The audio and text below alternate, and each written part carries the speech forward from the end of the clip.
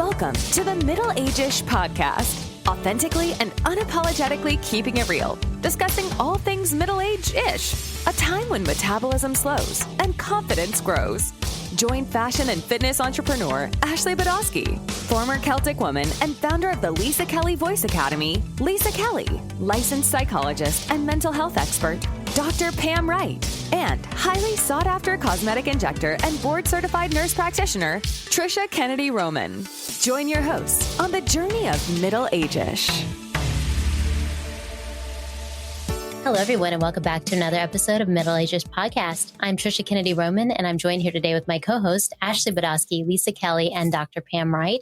And tonight we are joined with Jenn Drummond. We're super excited to have her. She is just an absolute go-getter, a mom of 7. Holy cow. Business owner. She's got a book out now, and I'm excited to talk to you about the 7-Second Summit because none of us knew what that was, and that is amazing. I know. And so we want to learn all about it. Just a high achiever, but has a really great outlook on life. And so we are excited to learn from you this evening. So thank you for being here, Jenn. I'm excited. Thanks for having me.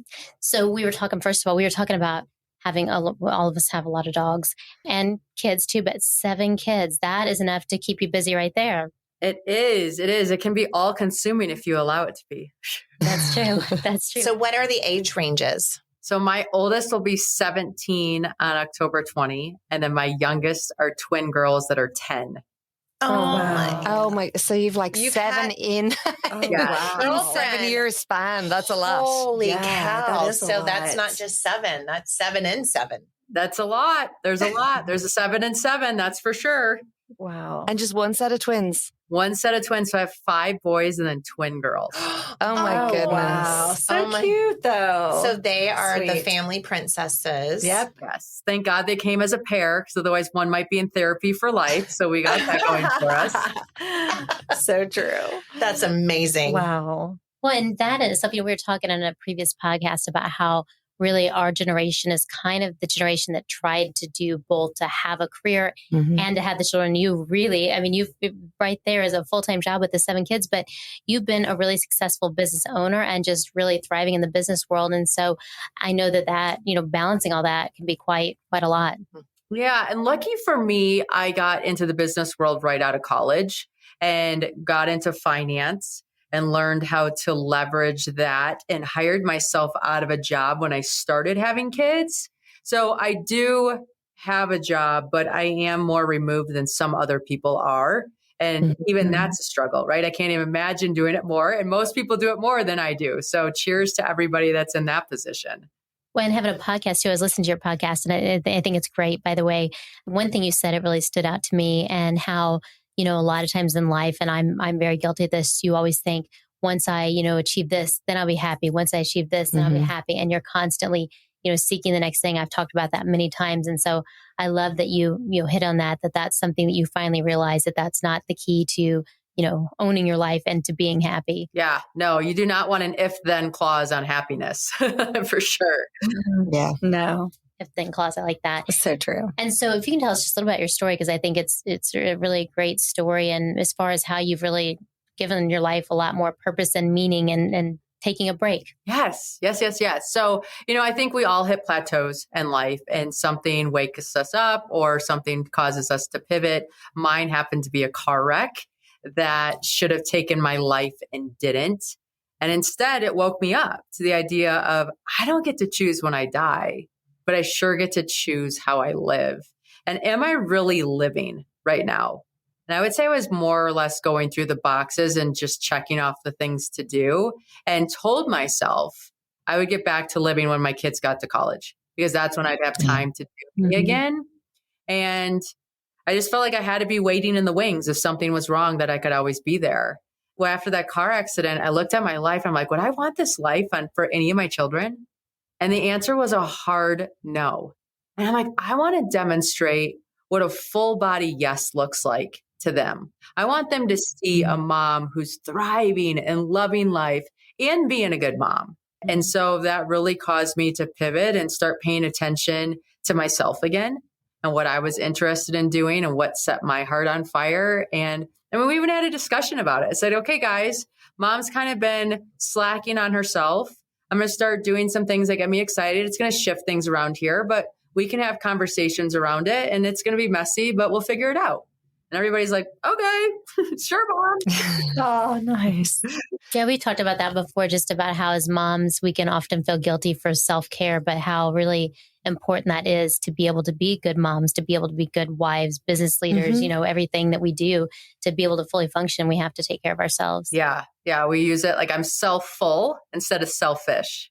And so am I self-full to be able to help everybody else? I love that. Because I do, like Trisha said, we know so many moms that don't see it that way. Yeah. And as soon as, like you talked about, when you do that pivot, it really is life changing, and you, like, your kids see it and they grow in that strength and that love and that contentment and that peace. It's just making that pivot. It seems to be so hard for women our age. Well, we think for some reason. Yeah. And we think about it, like when we're looking at environments, we're looking for environmental cues. Like, is mom happy? Okay, mom's happy. I have permission to be happy. But if mom is always on hustle and do and check off the list, and this is like what it looks like then like it's harder for other people to be themselves in that environment because you have that energy in the space. Mm-hmm. I love the fact, I'm a psychologist, but I love the fact that you said we're going to have a conversation about it. So like you included the family and not just like, hey, this is what I'm doing, which is what a lot of people do, right? Like, this is what I'm doing and we'll have to adjust, but it's more, hey, let's have a conversation. This is what I'm thinking. How will you guys react? What do you think? And it's important. It is. It is. We have State of the Unions is what we call them at the house. I freaking love that. Family chat. Yes. Yeah. There's an influencer on Instagram, and I can't think of her name right now, but I watch her all the time.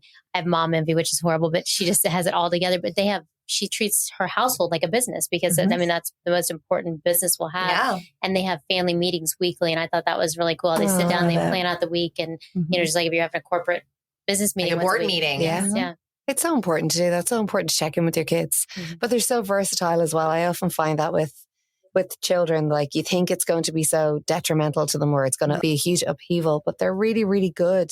They're nearly better than we are at pivoting. Oh, 100%. I think they are better they are definitely better at pivoting for sure. Yeah. I went to climb Everest, and I remember like my biggest hesitation was, I can't be gone from my kids for 3 weeks, maybe 4 weeks. That's never happened. That's not okay. A good mom doesn't leave her kids for 3 weeks.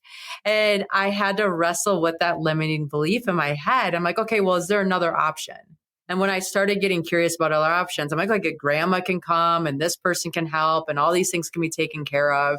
I went to the kids' school. I talked to their teacher and I said, hey, I'm going to be gone. They might be off a little bit. Can you give them a little bit of grace? And the teacher's like, you're climbing Everest? I said, yeah. And she's like, see, I'm thinking you're a better mom than me because I would be more worried about the height. I know. Time with my kids. Yes. I'm like, yeah, I'm climbing Everest. And she's like, can you come in and teach the kids about setting an Everest-like goal?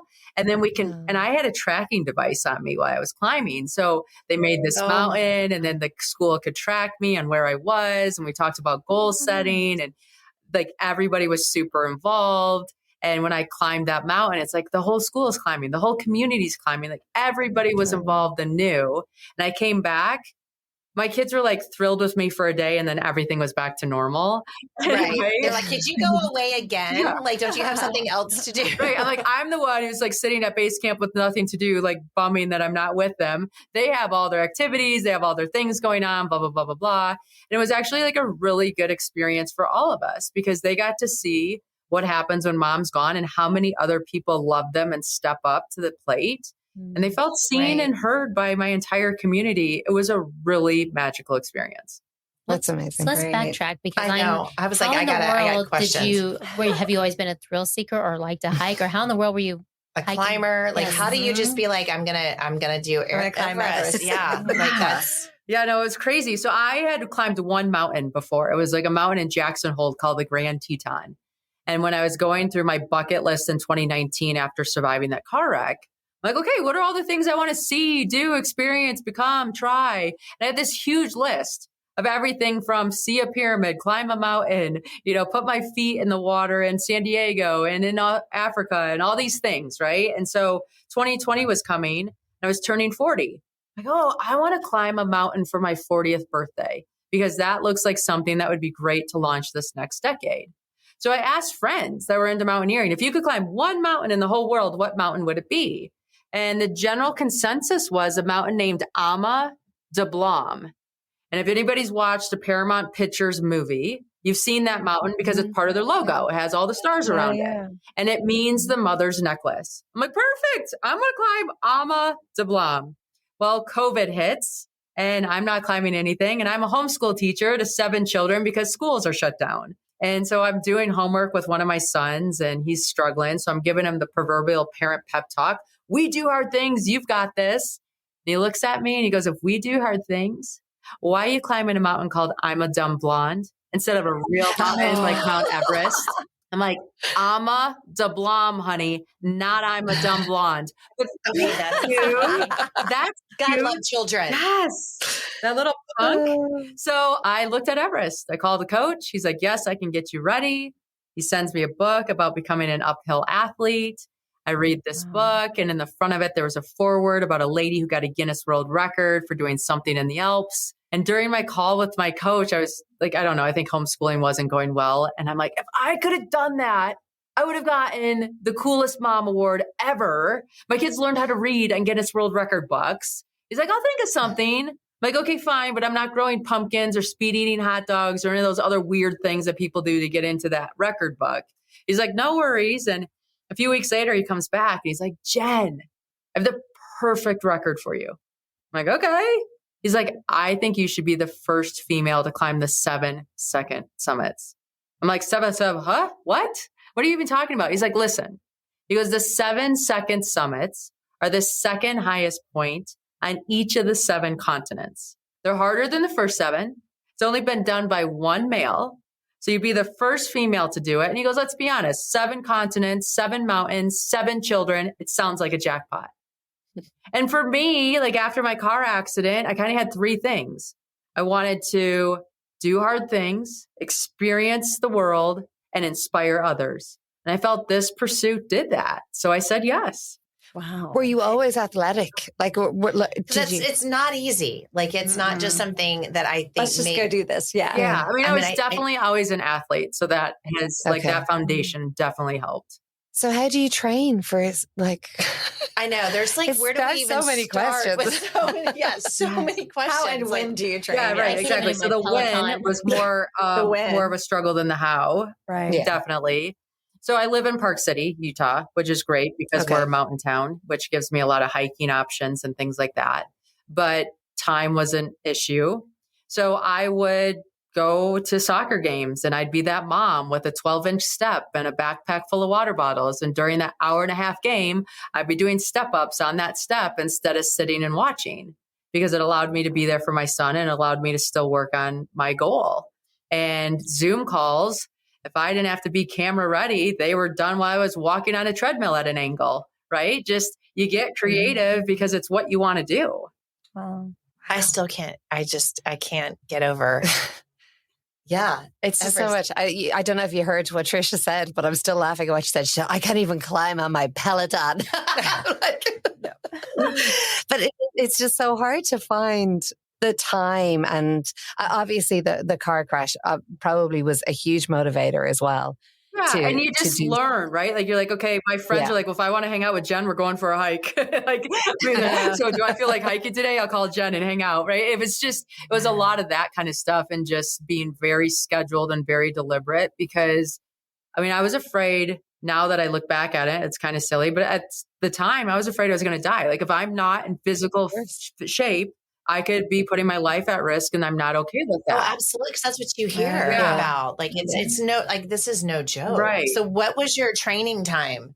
So from when you made this commitment and you made this decision, what did that training time look like for when you set foot on that massive mountain? Yeah. So when I climbed the first 7-second summit was in December of 2020. And I summited the last one in June 1st of 2023. So it took me 2.5 years to do the pursuit. So you are now like you have the record. Yeah. Yes. Yay, congratulations. That's amazing. awesome. Yeah, and I'm still not cool. If anybody's wondering, still not cool, but that's all right. Kids are very humbling. Yes. I know. Yes. They are so humbling. We think you're very cool. That's Yeah. very awesome. That's amazing. Yeah. I'm going to be on there for the hot dog eating before I'm Exactly.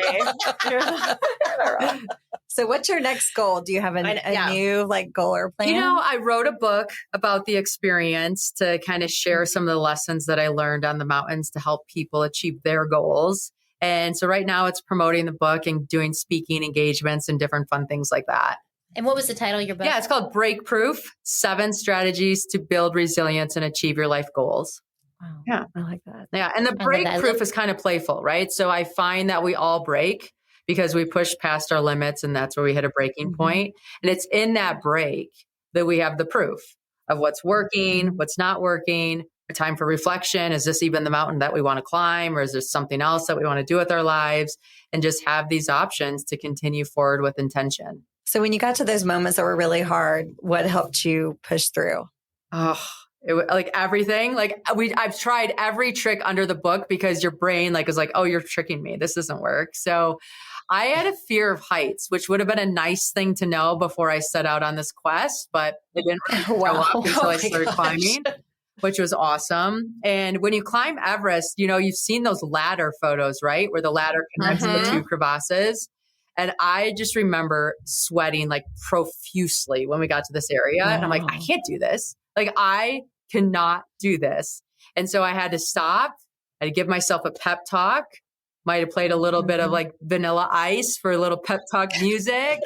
And then, ice, baby. Yes. And then when it's time to get on the ladder, I just remember thinking, okay, the only thing that I can control right now is a safe step. So I literally said out loud, safe step, and I do a step, safe step, and I do a step, safe step, and I do a step. And I feel like that blocked out any negative thoughts being able to grab on to what I was doing. And it just allowed me to really hone in and repeat that mantra and just do that thing. And then when we got to the other side, it was a dance party. I was so excited. Like I was a child at Christmas. I could not. And you get that confidence, right? You're like, okay, I did that scared and I still did it. Right. And here I am. Yeah. And guess what? We can be scared, but that doesn't mean stop. It just means I'm doing this scared. So when you hit that last mountain and you hit that record, what did that feel like? Yeah. So you get to the top and you take in the deepest breath you can. One, there's no oxygen, so you need it. But you take in this deep breath. And when that breath fills your body, everything disappears. There's no time. There's no space. There's no distance. There's no separation. You're just awe. You're just one with everything. And then you exhale and you slowly start to form again, and time shows up and separation appears, and you sit with yourself and you realize that it's in the pursuit that we're living life. And you kind of take your soul out of your body and you throw it back out into the universe and say, I can't wait to find you next. And down you go to play the game of hide and seek and experience this world as best as we can. I love that. Incredible. Mm-hmm. I'm about to live vicariously through I you. know. Yeah. Wow. So what was your most difficult? Was Everest? No, the hardest actually, thing? Everest is not the most difficult. It's just the most well known. Interesting. So, Okay. they all had like unique challenges for sure. I would say Mount Logan was probably our hardest, which was unfair because Mount Logan is the second highest point for North America. So your home mountain should be your easiest one, but it's really challenging because you have to ski up it. So, Oh, wow. Oh, wait, what? yeah, Oh, dear. you have to ski it because it's so long. It just takes forever. So you put these like felt things on the bottom of your skis, and then there's no trail, right? You're on this huge glacier and really nobody's on the mountain. And so for you to take a step forward, because you don't know if you're on a snow bridge or not, like you just don't know what's underneath you. You take your ski pole and you poke into the ground to the left of you, to the center of you, and to the right of you. And you hope that pole gets rejected back because that means that the next step you take is safe. And then you repeat that. Oh my And you repeat that and you repeat that. And then you put bamboo sticks in to mark where you've gone. So you have a trail to follow back. And when you build your tent, you have to build an igloo. every single time because the winds get so strong that you can't have the winds rip your tent or you're going to be dead because that's what's keeping you warm at night. And so it's just so much work. You get dropped off and then you set up your tent, you build your igloo, and then the next day you wake up, you ski some of your stuff up the mountain, you bury it so it doesn't blow away. You come back to your tent, you go to bed. The next day you wake up, you pack up your tent, you ski past where you buried stuff, you set up camp again, build another igloo, go to bed, and you ski back down to get your gear that you couldn't carry all the way up because it was too long. And you just like inchworm up this mountain and you're reading weather reports, you're making decisions, you're melting water so that you can have food. And we did a 3-man team. And one of my teammates got frostbite. So he had to be airlifted off, which with a long line. So the helicopter can't even land on the glacier. Like it has to drop a line that you strap a person to because if it landed on the glacier, there's not enough oxygen in the air for it to lift off again. And so all of a sudden now there's 2 of you left, your friend's injured, and you're just like, what am I doing? Why couldn't I pick like the 7 nicest beaches in the world? Like what was Exactly. I mean, I might have thought that. Yes. Wow. So it's just crazy. Where is Mount Logan? Mount Logan is in Canada. And it's on the border of Alaska and Canada, but you have to enter from Canada. Oh, wow. Nice. Yeah. Cold. So how long did that take? That how one long did took that one take? we were making record time. That one took 14 days. And it's just long, like it's tedious and it's work and it's whatever. But it took me 2 tries. So we tried in 2022. It was too cold to melt water with the burners. So Parks Canada pulled us off the mountain and said it was too dangerous for us to continue with the weather conditions.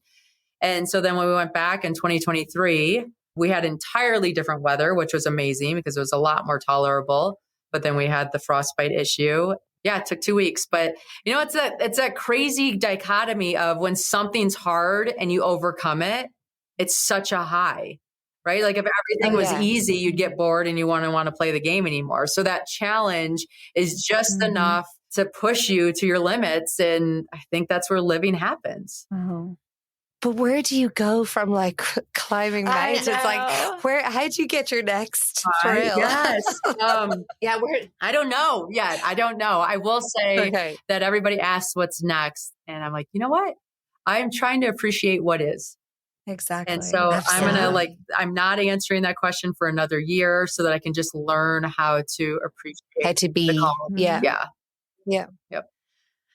It's amazing. And reflect on what you've done. Because I mean, I'm sure it's quite surreal at the time when you're doing it as well. Yeah. And you're sad. Because you're in the moment. You're in a moment of nervousness and worry and anxiety. I can't imagine. Yeah. And then it's done. Right. And all of a sudden you're a little sad when it's done because that was so much focus and so much energy and so much, I don't know, you just had so much purpose. And all of a sudden it's done. You're like, wait, it's done? Now what? You know? And I'm like, now what is like learning the mountain right now for me is chilling out, like just being. Yes. So yeah. Now you can check out the beaches. I'm in. I'm sure it's going to take quite a few beaches to figure out what one's the nicest. When you made this announcement that you were going to do this, did you have a fear once you said you were going to do it that you'd not be able to do it? 1,000%. I didn't even want to talk about it. Like I'm like, oh, we'll just talk about it when it's done. And because I started this pursuit in COVID, my friends are like, no, you have to take us on this journey with you because it's the closest thing we're going to get to these experiences. And who cares if you don't summit? We have enough Beyoncés and people that get to the top. We want to know like the real stuff that goes on behind the scenes and the making of these things and share that. I was like, okay, that's a good point. So I was scared. I mean, I was scared, but I was also like, it's never been done by a female. So if it doesn't get done, it's not like somebody did it and I couldn't, just it hasn't been done yet. So that kind of gave me a little window of wiggle room. So with your book, you tell the story about, could you kind of tell what brought you to that point and then kind of tell your readers the process of doing it? Yeah. So I take the readers into the expedition. So every mountain is covered and we kind of extract one lesson from each mountain and then help them apply it to their own lives. So for example, big mountains take big teams, right? So if you have a big goal, it's going to take a big team for you to bring that goal home. And if you're feeling tired or exhausted or just don't want to do it anymore, I encourage you to ask yourself, like, do I have enough people helping me to make this possible? You know, like when you climb Everest, you have Sherpas that help carry the weight. If I had to carry that weight all by myself all the way up to the top, it would have taken a lot longer and it wouldn't have been as much fun. So if you have a big goal, like an Everest goal, do you have people on your team to help lighten the load? Do your kids share the same interest? You know, like they do. I'm going to take 3 of my boys climbing in Africa in February. We're going to go help at a charity there and do a climb there. They're pretty excited about it. And my daughters are probably my best climbers, to be honest with you.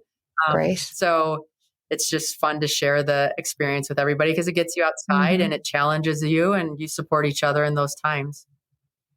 That's amazing. I can just imagine my friends or my family if I turned around and said I was going to climb a mountain. They would all die of shock. Like, who ate my mom? Yeah, mine would be like, well, cheers, Mom. I'll see you on the other side.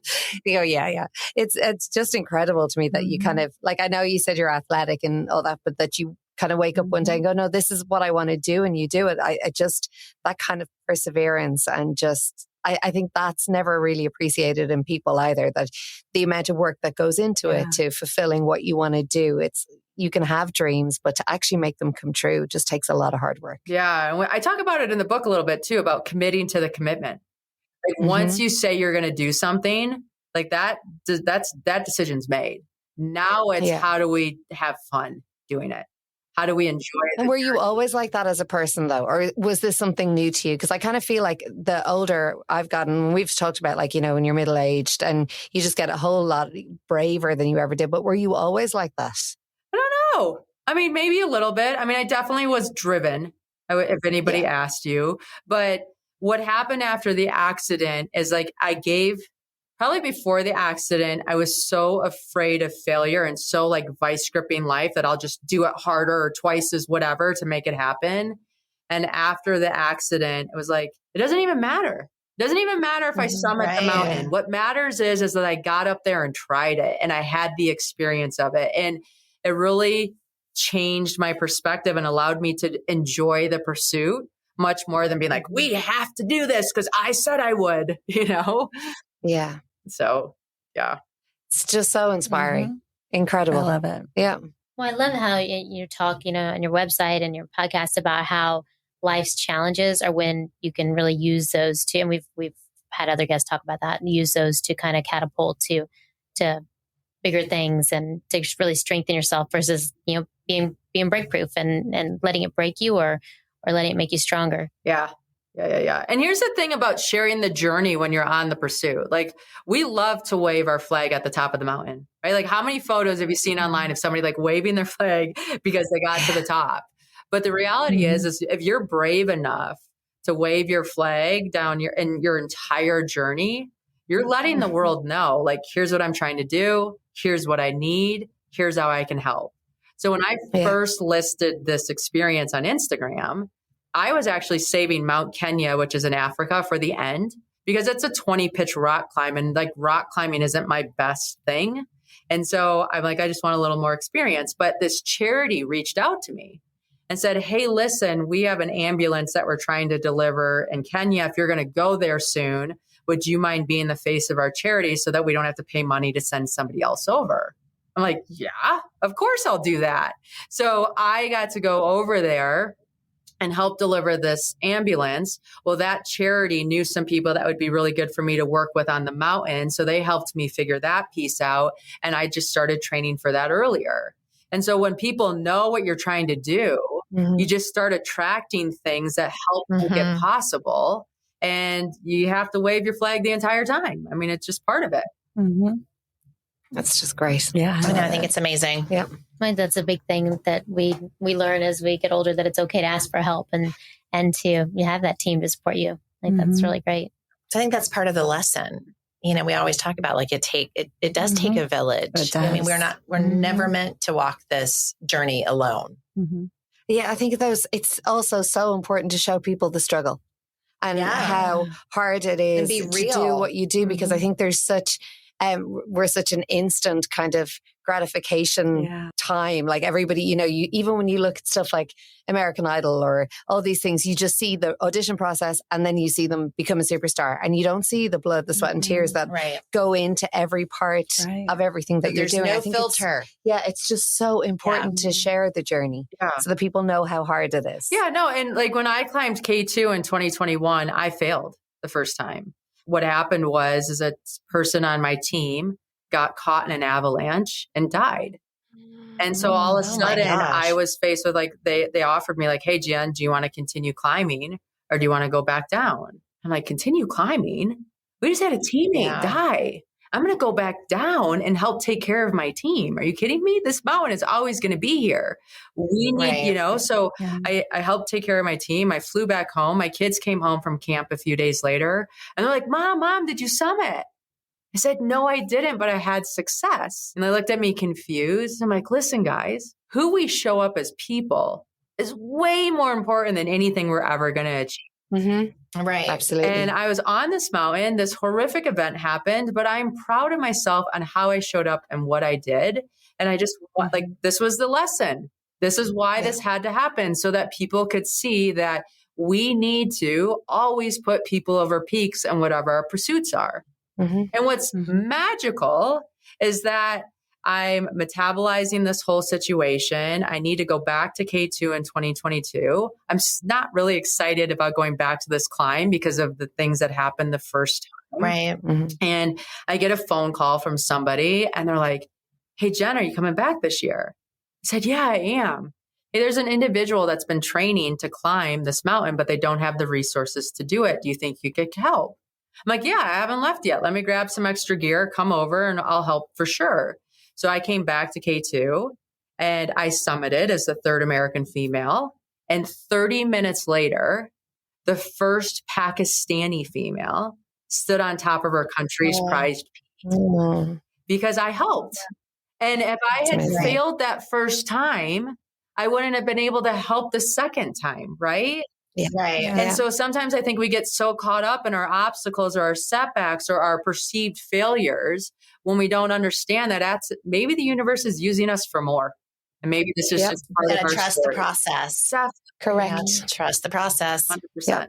Yeah. Amazing. One of my favorite country songs is Live Like You're Dying. And I I think that's how you were saying a lot of people put off, well, wait till the kids are in college or wait until this, but to just really just take every day. You don't know how many days you're going to have. So to really try to live it to the fullest, I think that's great. And obviously you are doing that big time. Yes. I live by the motto, I do not get to choose when I die, but I sure get to choose how I live. And every day is a choice. And I just have to keep reminding myself, these are the choices I'm making. Do I want to continue to make these or pivot? Yeah. And I love that it's the journey for you too, not just the destination. I think we get so caught up in the goals and the destination, but really it's the process and the journeys that you went through along the way. Yeah. You're on the top of Everest for 10 minutes. 10 minutes. Okay? If you want that journey drilled into your head, go climb Everest and be up there for 10 minutes. You're like, man, it's a good thing I loved all the things on the way to this point because are you kidding me? 10 minutes? That's just a blip in time. I know. Yes. It's mad. Well, you were super inspiring. I'm excited to read your book. I love your attitude. I think it's just a really good reminder and to enjoy the process and enjoy the journey and not give up. That's awesome. Yay. So we will definitely include a link to your book and to your website. Yes. You've got your great podcast. It's really enjoyable to listen to. And gosh, I think you're the first Guinness World Book of Records person. Yeah. Yes, the World Book too. So, yes. Well, thank you all so much for your time tonight. I really appreciate it. Thank you. Lovely to speak with you. So much. Thank you. Bye-bye. Bye.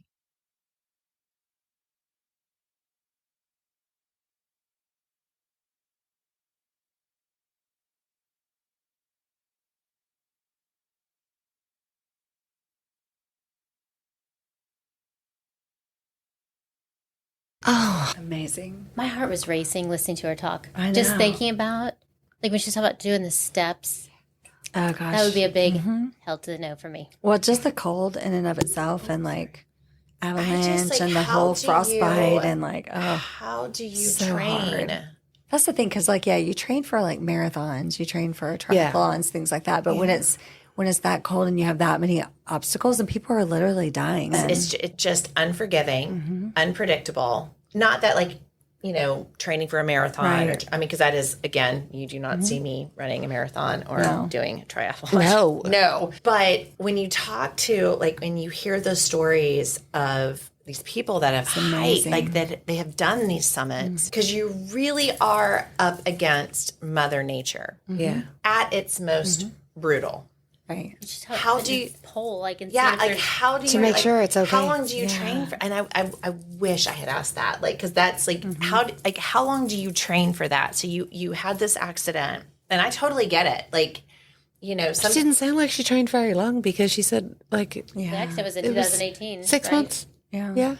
She's so I think that's the importance of the team approach, like having people who've been there with you, have done this maybe before. I'm saying 1,000%. I know. Hands down. But you have to be surrounded by, like, in your life, you'd have to be surrounded by people like yourself, because I know if I came to my family and said I'm going to do this, they'd all go, "Have fun, you're crazy," or have no, fun. you're not. I'm not No. But it would be met by, "No, you absolutely won't be doing that." Like, that's ridiculous. Like, do you know what I mean? So we're moving on to option number 2. Checking mom into a mental health facility, because this is not. I'm cuckoo for Cocoa Puffs. Yeah. Because like that is again, and there is no discount as far as like training for all these other things. 1,000%. I mean, I couldn't do those either. But you are literally up against Mother Nature. Mm-hmm. You're taking your life into your hands. So unpredictable. Yeah. It's a twist of fate. It's like, how do you train for that? Mm-hmm. When she said that all of her friends know if you're going to be friends with her, you have to hike, I was like, we wouldn't have been friends. No. I would have been like, yeah, let's go. Yeah. I'll walk around the lake. Yeah. Not in the I'll cold. text you and say, go get him. Yeah, I'll time you. I'll sit in the car at my Starbucks and time you. Go. See, I would think I would do it. It's just the cold that would get me. Like, if I go to ski, I love it. But then I'm like, at the end of the day, I'm like, oh, the fireplace and the, hot chocolate or whatever. Like, it's just like but can you imagine being in that kind of cold for weeks? And I love the cold. I couldn't do it. I don't, and I cannot. Brutal. Like, I have seen like videos and stuff of, the climbers and like the wind gusts, and it's just, but I do think, it's such a testament to her spirit, and just the sense of when you have something happen, to instead of, I don't want to say petty, but like just get into that, like, exactly, like you act like you really do, like you're a phoenix, you rise, and you're like, okay, this is a new life. Right. So I think that's what's so important. Like, okay, so none of us are going to go climb Mount Everest. I don't know. I see Pam like spinning in her head now. She is the one like skydiving. I'm telling you, I would do, if it were not for the cold, literally I would go. Stone Mountain next week. I'll do that one with you. I will do that one at all. But I do love, because what, everyone has a different Mount Everest. 100%. And I think that's what's so amazing about her story, is that her literally Mount Everest was that. But each person out there that's listening, each one of us, we've had our own car crash. We've had our own Mount Everest. Yep. And I think that's what I just so love about this process, is that we find those little nuggets of it, and it just continues to empower women to just push through. And, find their Mount Everest, whatever that is, Well, I love gave me the title. Yeah. Podcast. Find your what? The episode. Everest. But she doesn't give up, and she's very resilient, and she's willing to say, like, this didn't work out, but maybe the universe is telling me something else. And like, that's a message that every single person listening, and really every single person on this planet, needs to hear. Right. Versus that was hard, I'm giving up. It was maybe there's a better I got hurt, and I had something really bad happen to me, and I'm just going to stay in this place, because that's really not, I just don't think that's what the universe is made. It's not what it's meant to do for you. Yeah. So I just think it's such a powerful message that you, no matter what life throws your way, you gotta keep climbing. Keep on keeping on. Wasn't there a Miley Cyrus song about that? It's always gonna be another mountain. There we go. Lisa, what do you say? God, we have Always Lisa. gonna wanna make it move. Always gonna be I love that song. I could do the whole too. thing. Yes. No, I think, you probably need a release for him. I will say, I do think if you have 7 children, you can pretty much do anything, though. Absolutely. Again, 2 children, 7 dogs. And a set would be of twins, 5 boys and a set of twins. She had 7 children under the age of 8. Still would maybe climb a mountain. Maybe that was just to get away. That would. If I had, okay, I will tell you this that will right take me now. away for 3 weeks? If Ashley Badowski had 7 children, You'd be climbing many mountains. I would be the holder of that title. Okay, Yes. so can I tell you, is this crazy that what she was saying, she was at the game for her son's game for an hour and a half and she had the step with like the waters in the backpack. yeah. It's just up and go down. I was like, that's a great idea. Oh gosh, not me. I was like, this is a great idea. I love this idea. No, I would still be in the car with my heated seats, my Starbucks. Like, I love this. I'm going to be at somebody's game. With my just Tito's my water bottle. Yeah. Sip. Come on, guys. That's a great idea, is it not? No. Okay. It's not. at all. Everyone's turning on me now. It's like, No, it's- no. But you know what? That's your. You Yes, go do I- you, and we will clap and we We will cheer. I We will thought it was cheers fabulous. you. Yeah, we I was will like, oh, cheer girl, thank you you for that good idea. I love this. You're Like, going to be that mom. Y'all going to see me at the Starsville game when my little Up and down steps the up and bleachers. down. There's Pam. There's Yeah. There she Pam. goes. Up our mountain. Yeah, exactly. All right.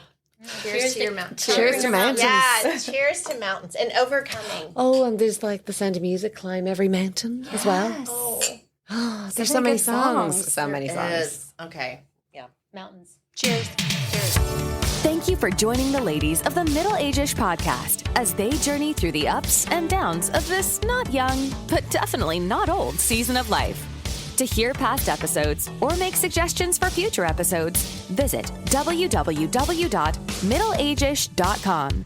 That's www.middleageish.com.